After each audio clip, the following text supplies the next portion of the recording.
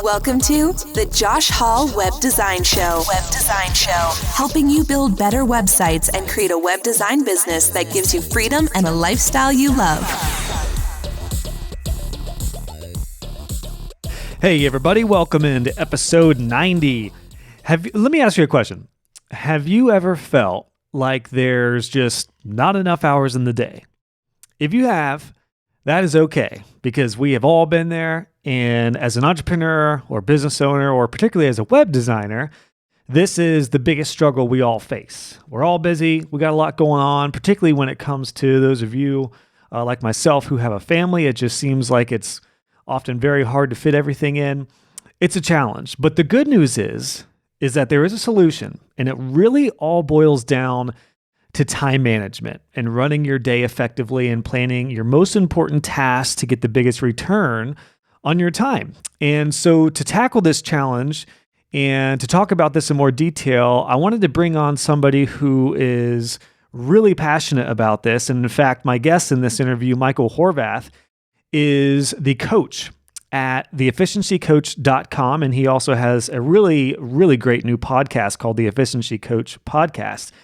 And he does exactly that. He helps people maximize their time to get more productivity in the time they're working, which in turn enables us to have more hours in the day and to be able to do more and to focus on the work that we want to do. In a lot of cases, work less and focus on the things we want to do in life. And if you followed me and you followed this podcast for a while, you know that's what this entire podcast is about. It's about helping you build and run your web design business so that you can have the lifestyle that you want to live.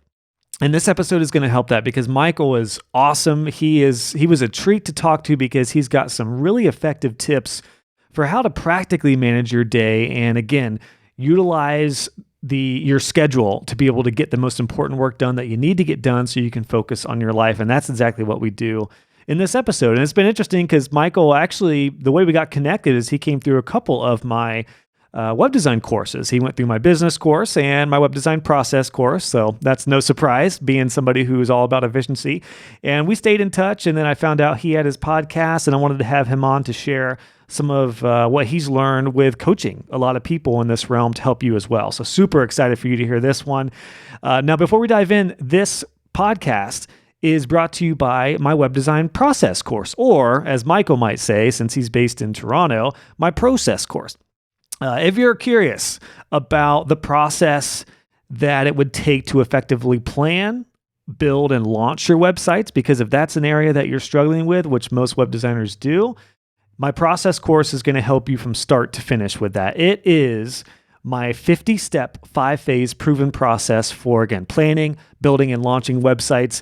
And after this interview, if you feel like you just want to get a better handle on your time, I would love to help you with that. And the most practical course that I have for that is my process course. So I would love to help you with speeding up your web designs. And that course is open right now for you to join. So check out the show notes. There'll be a link in there to join the course, and I would love to help you. And without further ado, enjoy this talk. We're going to help you save some time to get more hours back in your day. And man, Michael is just awesome in this one. I'm pumped for you. Let me know how this one helps you out by leaving a comment on the show notes for this page at joshhall.co/090. And without further ado, let's do it. Michael, welcome to the show, man. Awesome to have you on.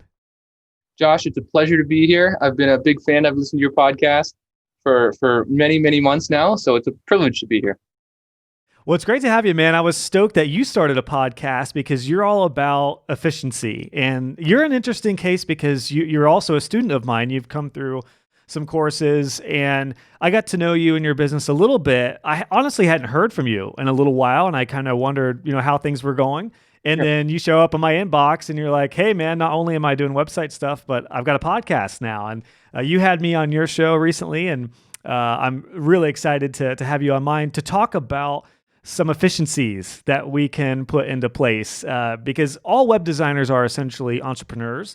And one thing that you talked about early on in your podcast was time management. And I thought that was a really, really interesting subject that we're all constantly working on. I was going to say it's something that I'm, being really intentional about right now. And I think we all are, particularly because it's early in the year.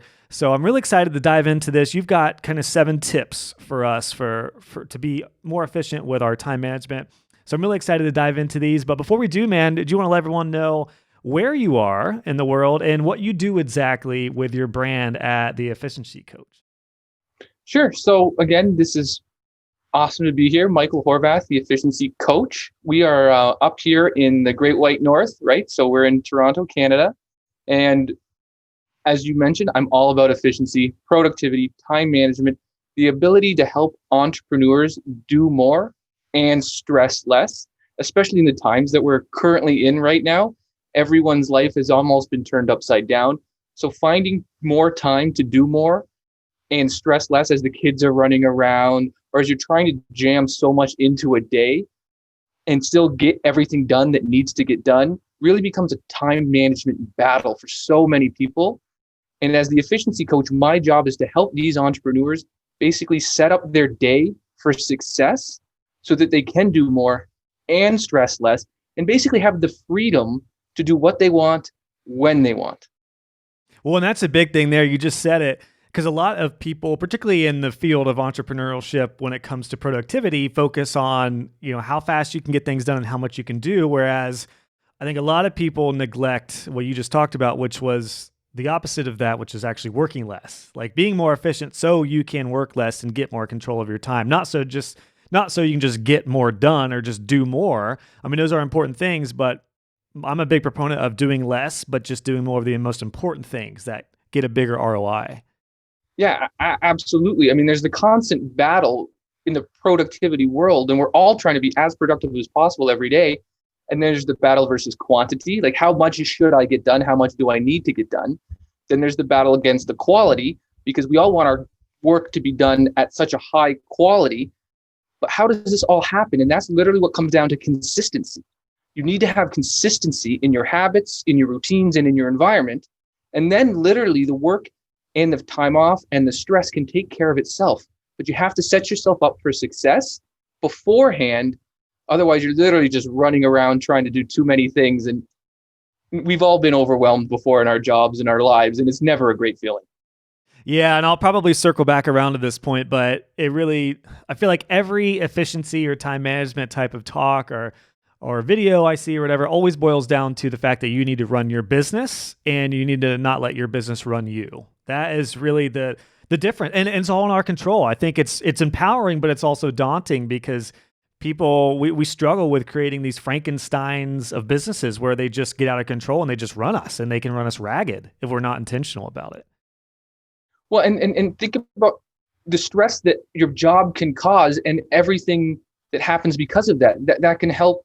That can dampen your relationship with your spouse. That can dampen your relationship with your friends. It could hurt your family life, right? It can hurt your personal time because this one thing is taking so much time and mental energy and physical energy from you. It's draining, and it causes problems in all your other life. So if you can get one thing right, and that is in your business, if you have to organize your business for success, it's amazing what can happen for the rest of your life. Oh, that's good. I like that. And be intentional about organizing your business for success because, early on, I'm thinking about, Josh, from 7-8 years ago, I wasn't intentional at all. I just ran my business and just let it, basically run me. And it was very chaotic, and I wasn't charging enough. I wasn't controlling my day enough. I answered my calls from clients whenever they call. I mean, I was basically a 24/7 support person working weird hours. And it took me having a family to really narrow this in. And it sounds like you as well. What's your family situation look like? How many kids do you have? And because I imagine that's a big piece to wanting to become an efficient entrepreneur, right?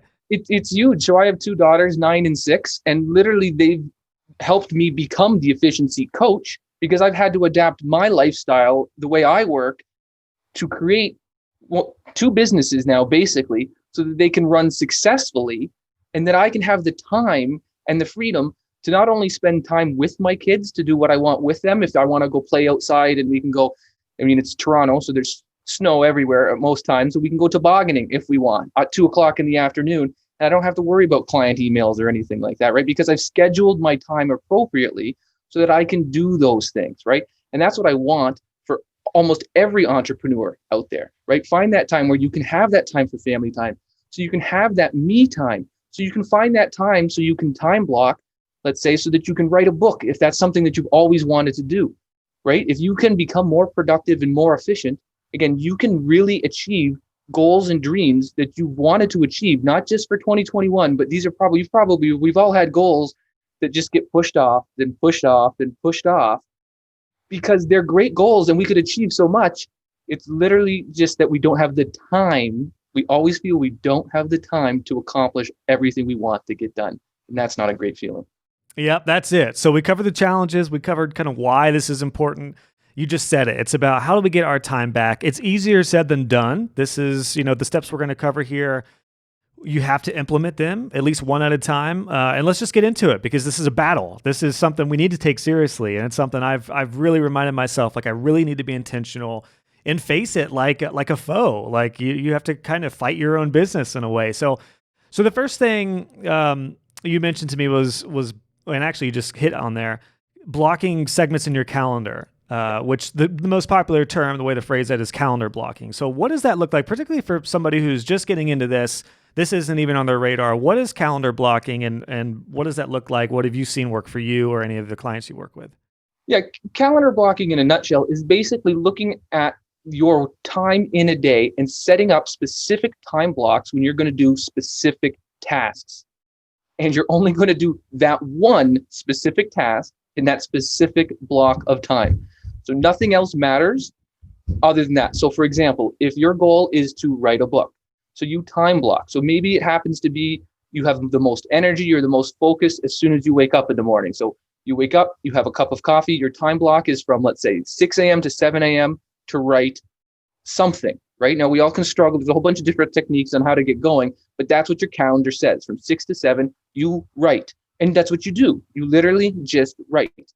Now, we all have meetings, we all have calls, we all have all these things that are taking away from us, but you have the ability to control your own schedule, and you can time block those as well.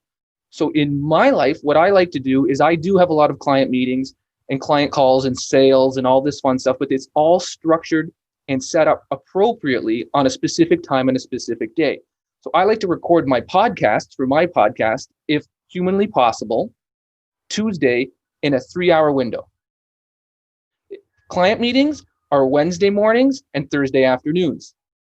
And Friday afternoons are mic time. So if I want to play PS5, I can play PS5.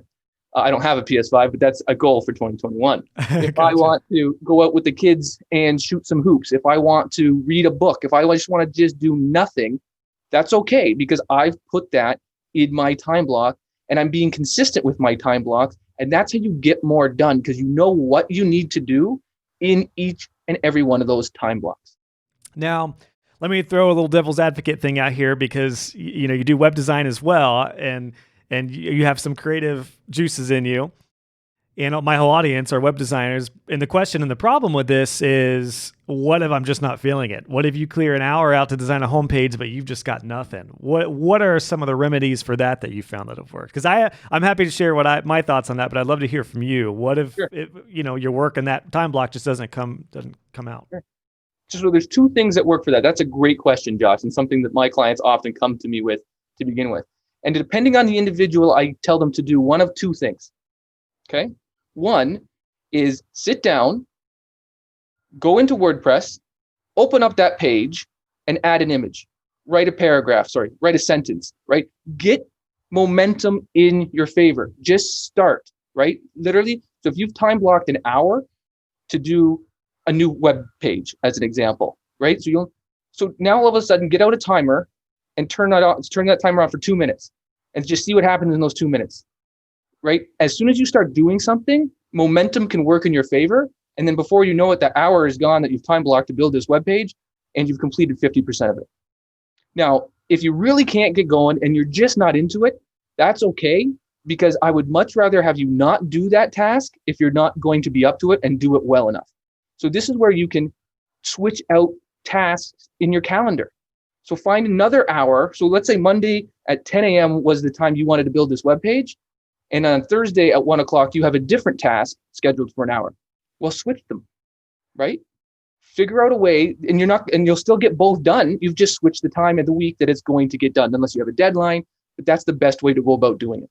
That's beautiful. I mean, I don't even have to share my process because it was the exact same thing. It's either just get the bad ideas out and when it comes to design, because often I've found as a web designer, when I would lay out a homepage, I would just think it was terrible the first go. And it seemed like every time, I very rarely started on a design and thought like, man, this is just great. Even after I kind of wireframed it and sketched it out, I would just go with the design and I would think it would suck.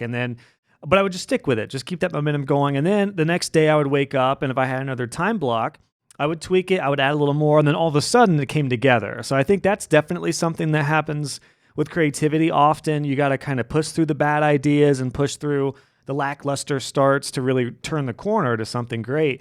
And then, yeah, same thing with you. I really preach that, to where if you're not feeling something and you absolutely just don't want to do it, don't kill yourself unless there's a harsh deadline where you have to, because sometimes you do have to get stuff done. But on an average case, it's pretty rare. Usually it's just something where it's like, you know what? It's a Monday or Tuesday. I could do this on Thursday or Friday and take one of those tasks and move it up. I do that all the time with my schedule right now, because I'm flipping back and forth between course stuff, content, coaching, and sometimes if I'm supposed to record a podcast, but I'm like, man, I'm just not feeling it right now. I just don't feel very with it. I'm going to move this to Thursday instead of a Tuesday. And then on Thursday, I was going to edit a podcast. So I'm going to edit this podcast now because I don't need to talk. I can just edit, or, stuff like that. So I would, totally back you up with that idea. Yeah, it's a great way to do it. So counter blocking is huge, and they give you some freedom too, because you have, block your segments, which is huge for family life, because as you know, with a 9 and 6-year-old, and I'm finding out with 2 girls who are young, stuff happens. You just never know. Sometimes your day is going to get interrupted if somebody needs to go to the pediatrician or something happens. So sometimes it's good to have those blocks, because you can just move things around and work according to your schedule, and life happens. So that's the beauty about time blocking, instead of planning a 9 to 5 and killing yourself, right? Exactly. So calendar blocking, huge, some freedom and flexibility there, with also some constraints. Now, the next thing I wanted to dive into was a similar topic, but a little bit different, which is commonly called time batching. Yep. What's the difference between that and calendar blocking? So let's use website design as an example. So you've literally said to yourself that you've blocked 2 hours worth on Tuesday morning, and you're going to, your task is building web pages on a specific site that you're working on. Okay. Now, time batching is diving deeper into those 2 hours that you've allotted to design those web pages, and just figuring out specific individual tasks that you want to complete in those 2 hours, right? So it's like a little to-do list, a mini to-do list of things you want to do related to your task that you're going to do in those 2 hours. So you can just flow. That's how flow's created. You just literally move from one task to the next task to the next task. And literally before you know it, you've accomplished so much in those 2 hours. And that 2 hours just flies right by. It's a really great feeling when that happens. Yeah, that's the truth, man. And that's great. So it's kind of like it's kind of what we talked about with calendar blocking, but just a more micro version within that block. It's getting a certain amount of tasks done if you can. And again, you can have those, you can do the same thing with those tasks, I guess, that we just talked about with the actual activity. It's like, if you only get part of a homepage done in that 2 hours, well, you still have some of the rest of the block and the rest of the week to get that done or move things around. Same thing with like creativity and flow. If you're just not feeling the homepage, but man, you're really on it with a product page, then you could do the product page and then do the homepage on the next day. So there's some flexibility there, which is really great, but it does all come back to that time batching. And I think a moral of the story so far with this stuff is to give yourself some constraints, like give yourself a little bit of a deadline, because if you don't, that's where you get into trouble. That's where, like, I remember just spending like 10 times longer than I needed to on stuff. And the client usually wouldn't care. I mean, it's nice to go above and beyond and be creative and really get a little OCD with some design things, but like the amount of times that I focused on stuff that we would end up changing 2 months later, or the client would, go in and just add a paragraph where I put all that important work in. It's like, I don't want to say it didn't matter, but I just made things way more difficult because I didn't constrain myself with these little deadlines and these time batches. So I think that's great. And I do the same thing. And just to reiterate, I mean, with what I'm doing now, like sometimes I'll work on a little been editing a podcast or writing something. And then if I'm not feeling it, I'll move to the next thing. And that's where having at least, some sort of goal in mind for the week is good, right?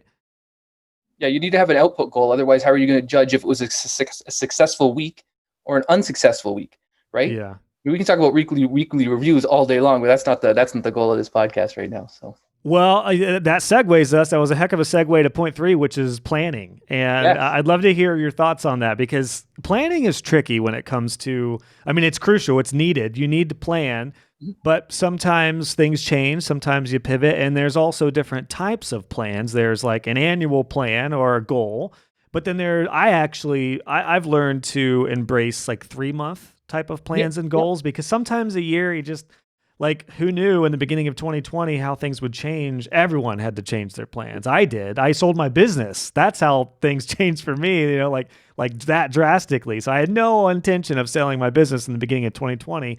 3 months later, I'm like, oh my gosh, I'm seriously considering this. So let's talk about planning. What do you recommend on a macro level, meaning like, bigger type of goals and visions, but then also on a micro level, like daily, weekly, what does that look like? Sure. So on a macro level, it's always great to work backwards. So what we usually do with my clients is we set, what's your, one goal? What's your main goal for 2021, as an example, right? Now, the problem is with most people who, when they goal set, they set too many goals, right? Mm-hmm. So that, you'll achieve some, right? Because we're all productive. We all set out with good intentions, but it's very hard. Very few people who write down 10 or 11 goals, and they're in so many different categories: business goals, finance goals, family goal, like all these different things. It's very difficult to hit them all. So we like to identify one key goal with our clients. And then what we do is we start working backwards. So as of January 1, 2022, we want to hit goal 1. So what do we need to do? Then we start looking at the 90-day approach. So what do we need to do in the first quarter of this month, of this year, to push us towards achieving that goal? Okay. Then we work backwards again. What do we need to do this specific month to hit our 90-day goals? Then you take another step back, and then we look at it at a week basis. So what do we need to accomplish this week that will help us hit our monthly goals? And then further, one step back, what do we need to do today to hit our weekly goals? So if we then go the other way, if we hit our daily goals, our weekly goals, you see the trajectory that we're putting ourselves on. So all of a sudden, this big audacious goal, which is good to set a big goal, doesn't look so big because you're taking a little bite at a time and moving in the right direction. And that's the classic case of somebody who wants to lose like 100 pounds. It's Absolutely. Like, if you just say, I want to lose 100 pounds, that's daunting. It's like, oh my gosh, how are you going to get there? But if that's great to have that goal. But then, like you just said, you have to segment that, and you have to take it, 1 pound or 5 pound at a time, and be realistic about it, and then build that momentum like we talked about in the beginning. Now, I imagine this idea applies to financial goals, but also just habitual stuff too, right? Like if a client says, I'm working 90 hours a week, I want to work less than 40. You could probably take that same approach, right? It's like, okay, what are you doing? What can we cut out? What can we shift this month? And then, get it down one step at a time. When a client comes to me and they're overworked and they're exhausted and they're tired and they know they can't keep going that way, what we instantly do is we start looking at, what are you currently doing, right? What are tasks that you shouldn't be doing? What are tasks that you can delegate? And what tasks should just completely be eliminated? And it is very simple, but it's something that most entrepreneurs who are in the weeds of their own business literally never take a step back and answer those questions. Because once you answer those questions and literally write them down on we have a matrix that we use that we give our clients, and we make them write them out by hand. And that ability to write something out by hand with the way it works in your brain, as you're literally writing it out, you're like thinking to, why am I still doing these things? These are tasks that I have employees to do, or I can find a VA to do, or I don't even need to be doing these at all. And in their own head, when they're working, let's say 60-hour work weeks, in their own head, they've literally cut out 10 or maybe 20 hours per week of stuff that they shouldn't be doing to begin with. Yeah. Man, I'm just looking, when you said it just made me think about the fact that I just did this. I just went through for the year and listed out things that I should start either delegating or just getting off my thing. I actually just said what tasks I shouldn't do. And for me, it's customer support, technical issues, podcast editing, which is a big one. I do have Cam, my VA, who distributes them, but I still edit them currently. Video editing, the post distribution in my membership, that's taking a decent amount of time. Like once I get done with a Q&A or a call, I'm doing all of the post production, sending it out in an email, posting it in the club, things like that I could definitely offboard here pretty soon. I'm also still doing all my marketing and my ads, which, it's good to have a pulse on some of that, but I'm not a Facebook ads expert. So I'm like, I realize I'm going to start hiring somebody who does that and can work with me to do that. So those are just some things for me practically that I have listed out that I know are taking up probably half my time, at least half my time. And just as a practical thing for me, that means courses aren't being created. My plan in 2021 is to write my first book. So I'm in the planning stages of that, Super pumped. So talk about calendar blocking. I'm really excited for that. That's going to start in Q2. Yes. But these things are getting delayed because I have too many tasks built up. And the same thing is true for web designers. There's a lot of things that you can still do a lot yourself, but at some point we're going to talk about delegating here, but planning ahead is huge. And isn't there like a term for this? Because one thing that I'm big on is planning your day, the day or night before. Is that a certain term? I forget if there's a term that encompasses that or what that looks like. So if you want to win the day, it starts the night before, right? And what I teach my clients is a method called the Ivy Lee method, right? Now, the Ivy Lee method is very simple in practice, but the results can literally be outstanding. And the premise behind the Ivy Lee method is the night before. It doesn't have to be the night before. It could be the day before. But literally, I like to recommend for most of my clients, what we recommend first is we do a brain dump. So we write down everything that's been bothering us throughout the day. We write down anything that we should have done that we didn't do, any feelings that we had, anything like that. It's a brain dump. It's a journal exercise, whatever you want to call it. It just clears the mind. Do your clients drink when they coach with you? Because I just feel like that's got to be, you got to get some interesting stuff when you're doing some of that type of coaching, man. You know what? I get a lot of eye rolls when we first talk about it, but once they've done it once or twice, the weight that comes off someone's shoulders, the relief that they feel when, again, writing things down, getting it out of your mind, what that really does, and the reason why we do it in the evening is because you go to sleep and you have your stress levels have reduced because you've literally got it out of you. So if you are one of those individuals who happens to wake up at 2 a.m. or whatever time and your brain just instantly starts trying to solve all your problems or worries about what you're going to be doing that day, try a brain dump the night before and see what that does for you, because it puts you in a different mood because it's already out. You don't want it coming into your night at 2 a.m.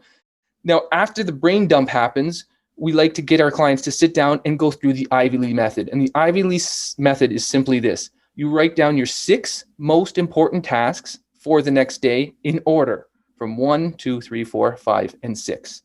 And then when you start work the next day, all you do is work on task number 1. And you don't move on to task number 2 or 3 until you finish task number 1. Right? Now, this sounds, everyone says, well, I don't have time for this. What about time blocking? What about calendar blocking? All these different things. Well, you can work those around your specific tasks. So your calendar blocking, your first calendar block of the day could be task number 1. You already have a good idea of how long a certain task should take you, right? And what this really does is it puts focus on what you need to do. And number 2, it prevents people from multitasking, which is terrible because multitasking is a myth. You never do anything well when you multitask. I mean, it's just, if you can focus on one task and get it done, there you will have your productivity will just skyrocket. And then at the end of the day, if you don't get all 6 tasks done, that's fine. You just move uncompleted tasks to the next day. So you're already starting to write your task list. And if you literally sat down and did this for, let's say, 2 or 3 weeks, things that you've been trying to get done for months would magically, imagine that, literally get done because you focused on it and got it done. Yeah, a couple of thoughts here. First off, the idea of the brain dump, just to keep your sanity, is huge. I found even if you don't have a solution yet, just getting it out of your head and on a to-do list, or maybe not even a to-do list, but just out there on some sort of paper or whatever, some sort of organized list where you can just get your challenges out there. I was going to say problems, but often it's just a challenge that you're looking for a solution from.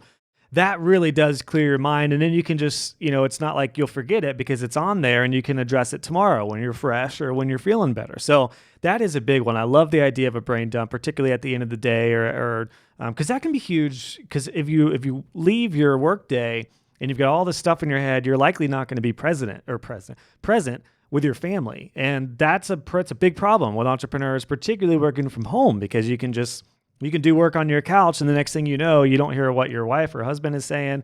You're missing out time with your kids. You're not making time for activities and hobbies that give you life. And that's a huge, huge problem that we're all combating. So I love that idea. And second, I just wanted to back up the idea of multitasking. One of the biggest revelations for me over the past couple of years is that multitasking is just horseshit, because it just isn't like you can maybe do a couple things, but that isn't, depending on those type of tasks, it generally isn't going to work out well. Like if you just focus on one thing at a time, it is amazing how much more you'll get done. And that's when a lot of people ask me, how do I do so much? Honestly, most of it comes down to just focusing on one thing at a time.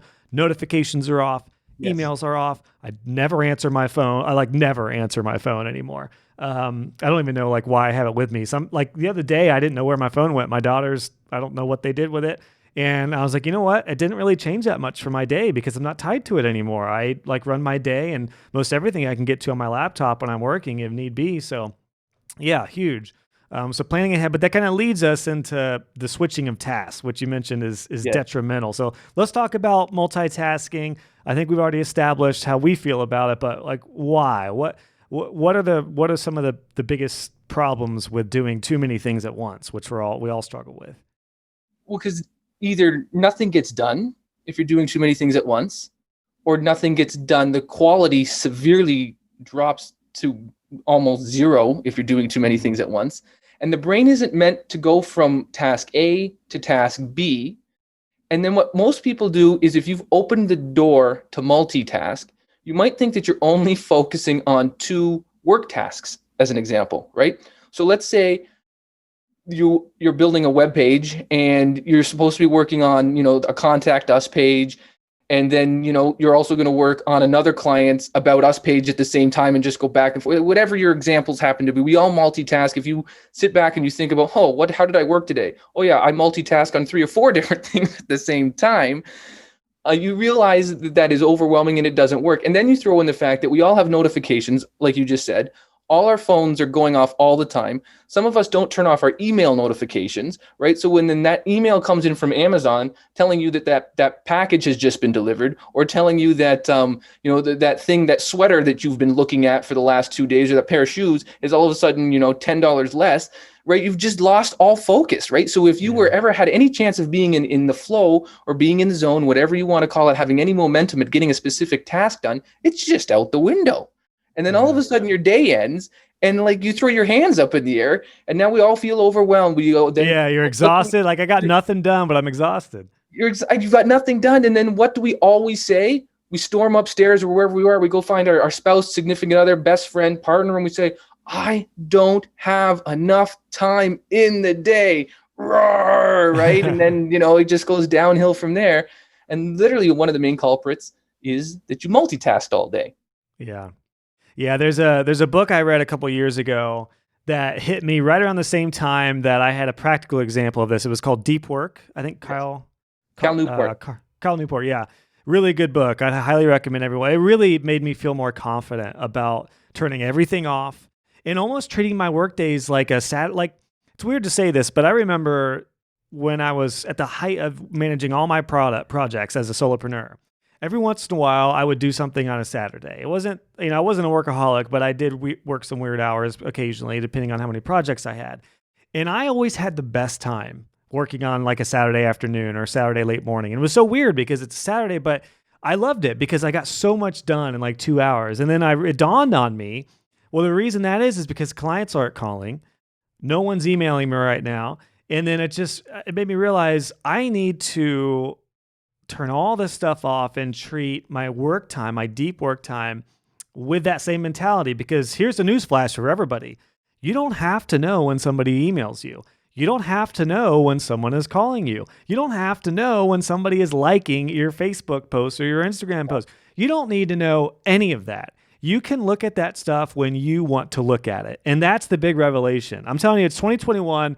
There's no reason anyone should have notifications on anything. And I'm going to be really passionate about saying that over and over this year.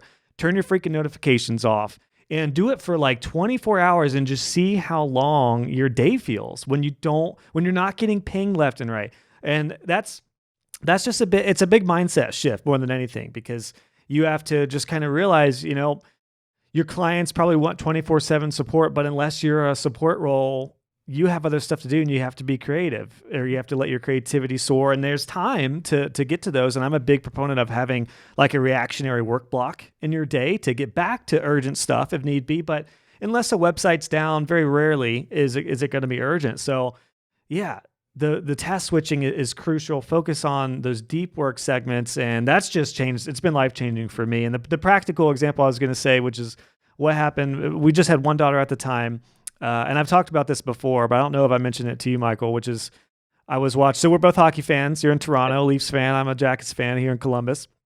But we're still friends, even though we knocked you out of the playoffs last year. We're still cool. Bring that up. Thanks. So we'll see what happens. We'll see what happens here in the next couple of years. But oh, dang it, lost my train of thought. Now I'm pumped about hockey because we're recording this right before the hockey season starts. Right. So very pumped for both of us. But I was watching a Jackets game. My wife was saying something. I was working on an email that I didn't really need to get to right then. It could have waited till the next day. And I was playing with my daughter on the floor. And I realized after like a half an hour, I had no idea what was going on with the game. It took me a half an hour to get something done that could have been done in less than 5 minutes in a normal, deep work segment.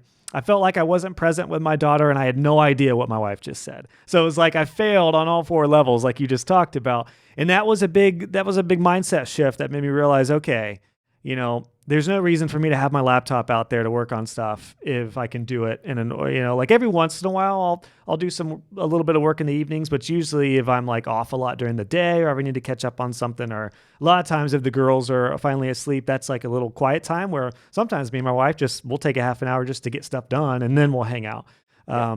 But the trick there is to just prioritize all that stuff, like be present with my wife, listen to her, and then move on to playing with my daughter and then check in on the game occasionally. Like that's really what I've challenged myself with. So yeah, task switching is huge and a bad thing. Any final thoughts on task switching? Because I know we want to talk about one of the biggest hurdles, which is delegation. No, let's dive right into delegation.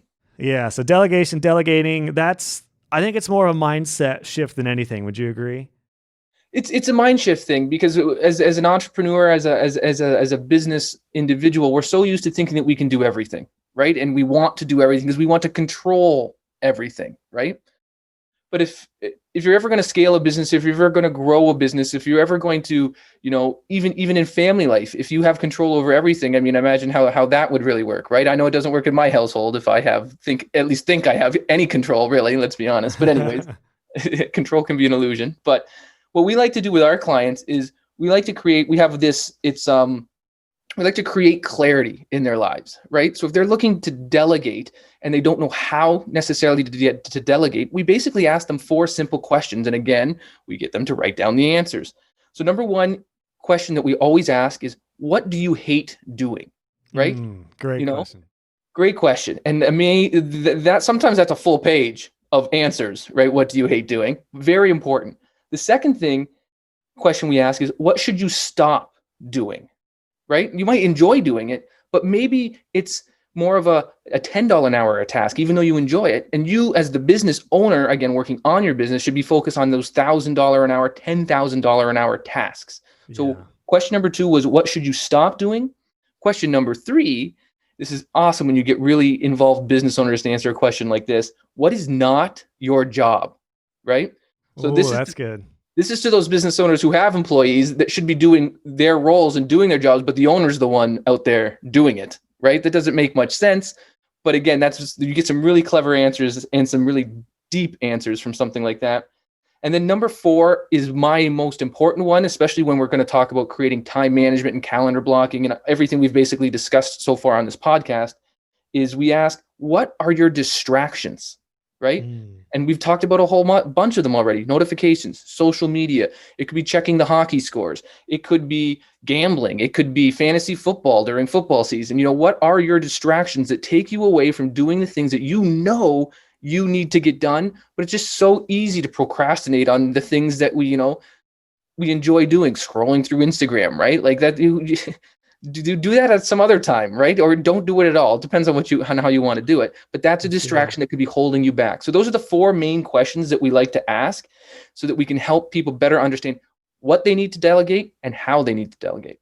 That's good. And, I'm going to add a 5th one in there because this is one of the biggest things I'm focusing on this year.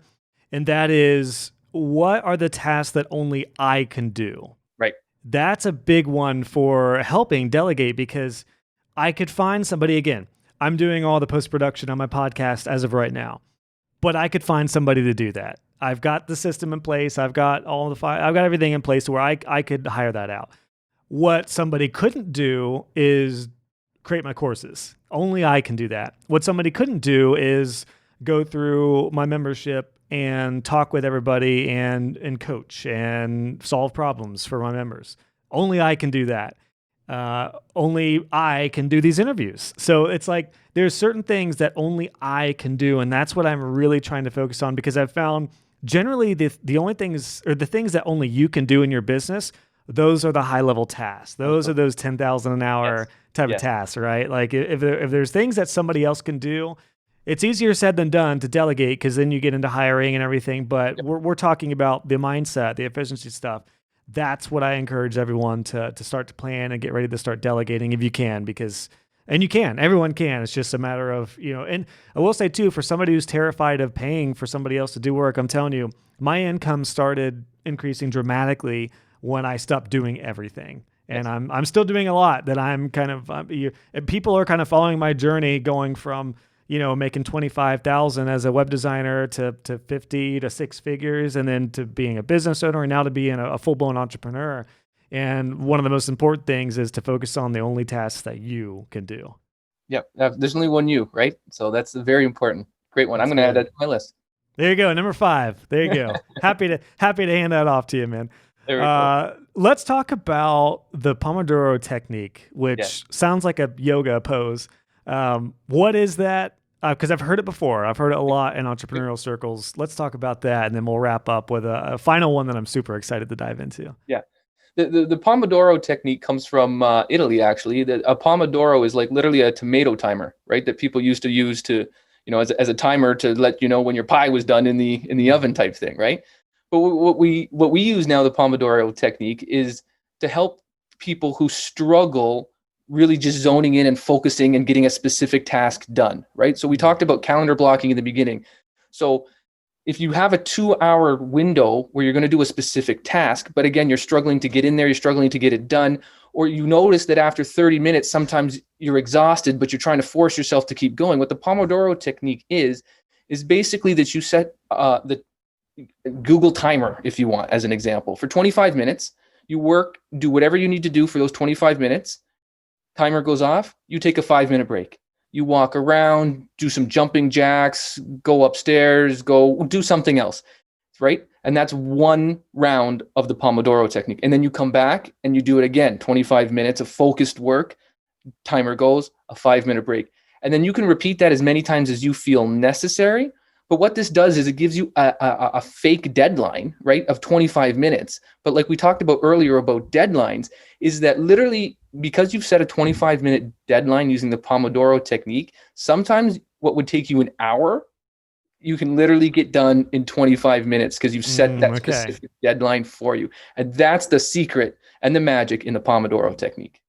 That's good. Because I was just thinking, like, it seems like something that would just frustrate me if I had a timer and I had to get up. Because a lot of times I'm in it. Like, I tend to like go sometimes 45 minutes to an hour. I can just like head down, just go for it. It's what I call code mode, when my wife would walk in and I'm just like hunched over, which we'll talk about posture and problems with that in a later episode. But that was a big one for me, to where I would think like that would just frustrate me, but it makes complete sense. Particularly for somebody struggling with that, I would imagine that is just too lax, and it just takes forever to get stuff done. By giving yourself that harsh deadline, it is amazing how much you can get done. And the same is true with all deadlines. Deadlines are good. They sound scary, and it's like, oh man, I'm stressed out, I got to meet this deadline. But The fact is, if you give yourself a month to do something, you'll take a month to do it. That's right. Whereas you give yourself a week to do something, you'll get it done in a week. And often it's the same quality. And it's the same thing on a more micro level. Like, yeah, if you tell yourself, I'm going to give myself a couple hours to do this. Whereas if you say, I'm going to give myself 45 minutes, I've got 45 minutes to get this done, you'll get it done. So that's another big thing. It's making me kind of think about some of the main tasks that I've been able to get done, pretty quick. And sometimes it's less daunting. Like I just did something yesterday. It's been on my to-do list for like 3 months. It wasn't a huge priority. So it was one of those things where I knew I needed to get to, but I just had more, bigger fish to fry. But when I did it, I think it took less than 20 minutes. And it's like, man, I've been sitting on this thing and I've been thinking, more importantly, I've thought about it a lot for like 3 months. And it only took like 20 minutes to do. And I totally could have done it 3 months ago and just moved something that wasn't as high, volume or high level. Then I could have got that done. So that's great, man. I like that short, and it builds momentum too, right? If you give yourself little stints to get stuff done. Little stints. And I mean, the gold standard is 25 minutes, but like you just said, it doesn't have to be 25 minutes, right? If you know how you work, right, then do 45 minutes and take a 10-minute break, right? Yeah. The break is what's the most important part of the technique because it keeps you fresh, right? Instead of, bent over typing, building websites all day, right? You can stand up, do a little stretching, do moving around. It helps your psyche. It helps your mental flow so that you can come back a little bit more energized. And it's a short break because then you can just dive right back in. And you know where to dive right back in because you've just stopped what you were doing temporarily and you can just dive right back in. Yeah, that's great. It goes back to what I said earlier I just love the idea of constraints because they force you to get stuff done. And it's a huge thing. It's a huge thing when you're managing a lot. And as web designers, we're all managing a lot, wearing a lot of different hats, becoming an entrepreneur, learning how to run a business, working with clients. And if you give yourself these little windows of wins and take a little break, it's crucial to your sanity and just your health day to day by just getting these little wins, and you can get a lot done. It is all this we're talking about leads to getting a lot done and working less because it's amazing how much you can get done if you're actually being intentional about it. So that's great. And on that note, to kind of wrap up here, Michael, the idea of constraints, boundaries, I know you mentioned that as being kind of a type of cap to some of this stuff. So what are your thoughts on that? And maybe even, I don't know if deadlines would be wrapped up in this, but yeah, what are your thoughts on boundaries and constraints and all that good stuff? Yeah, I mean, we've all been in that situation where we say yes too often, right? Where everything comes along and you don't say the most important word sometimes for an entrepreneur can be no. And it can be such a freeing word to say. Somebody's coming to you asking something of you or telling you to do something and you just say no. Like that can just be like, what an uplifting, it's usually not a positive word, but in certain circumstances it can be, because if you've done everything we've talked about before, right, you need to focus on your calendar blocking, and then you need to focus on your time batching, right? And then you need to focus on your Ivy Lee method because you already know the 6 tasks that you need to get done for that day. And by saying no, you stay focused, you stay on task. You're not necessarily adding more things to your to-do list, which can be other people's problems that you might be adding to your to-do list, right? Now, if you're a web designer and obviously a client comes to you and they have a problem, yes, that's going to be important and that needs to be addressed. You can't necessarily say no, period, and say, see you later. Right. If you want to have your business keep going. But what you can say is yes, but set a specific time and expectations when that will be done, right? So you don't all of a sudden just focus in on this new task that just came onto your desk or via email. You all are then still focused on what you should be doing, what you know you should be doing, and you have boundaries around your time. You're guarding your time, which is the most important thing that you as an entrepreneur have. You can control those types of things, so you can control the outcomes that you get when you're being more productive and more efficient and all those things. Yeah, and you just said it. That is the most valuable asset, time. That's what what this whole talk is about, getting time back.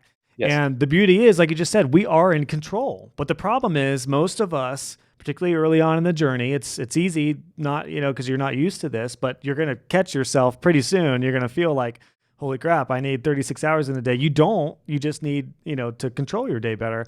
And a lot of that is boundaries, because if you don't set boundaries and you don't control when clients talk to you and what the expectation is, I'm a big proponent now of encouraging all my students and all my members to be very upfront with how you communicate, when you communicate, and what the expectation is with clients. Because if you just start a web project and your client doesn't hear anything about that, guess what's going to happen? You're going to get texts in the evening. You're going to get calls nonstop. And they're going to email you instead of using Basecamp or whatever project management system you're using. That's on you. That's kind of your fault. You can't be mad at a client for calling you at night if you didn't say, I don't answer my phone at night, and I only answer my phone in these certain windows during the week because I'm getting other projects in. So it is on you to create your boundaries and to make that known. And the beauty about that is you don't need to be a jerk about it. And most clients I've found are very receptive of that they're like, okay, yeah, I understand. Just let them know. I'm not like, I have to have time to get the projects done, and you're not the only client I'm working with. So we're managing a lot in order to get everyone done. We got to set these boundaries, and this is how I communicate. And if we need to do something after, we can arrange something, or we can set up a call and you can get all your questions together instead of just texting them over. There's a lot of boundaries like that I've learned were super important. A couple of them for me, I know practically. One was phone calls. Phone calls were a big problem with clients, where they just assumed I was just on my desk, like waiting for somebody to call so I could answer it. No, I'm like balancing creativity. So that was a big one, setting the expectation for that. The other big problem that I had where I had to start saying no was in-person meetings. This is a biggie. Now, I'm a big proponent also of meeting face-to-face in certain situations when you're establishing a relationship, or maybe you're catching up with an A client and it's really good to keep that relationship going. That's great. But what most web designers face as a big problem I've found is a client will want to meet face-to-face. So you got to break up your day. You're going to a meeting, depending on how far it is. It's likely going to take a good 2.5 hours out of your day, sometimes more. And what happens? Like 75% of the time, it was probably something that could have been done in an email or a quick call. Oh, yeah. So I got really fed up with that, and I set some boundaries that said, we can meet, but I'm sometimes not taking meetings for a couple weeks. I would say that often. I would be like, hey, I'm not actually, my schedule's booked up. I'm not doing any in-person meetings for like 2 or 3 weeks.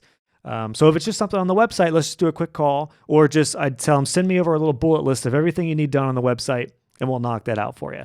And that was like revolutionary for my time, just setting those boundaries. Yep. So I say that to say for everyone, do the same thing. You don't have to be a jerk.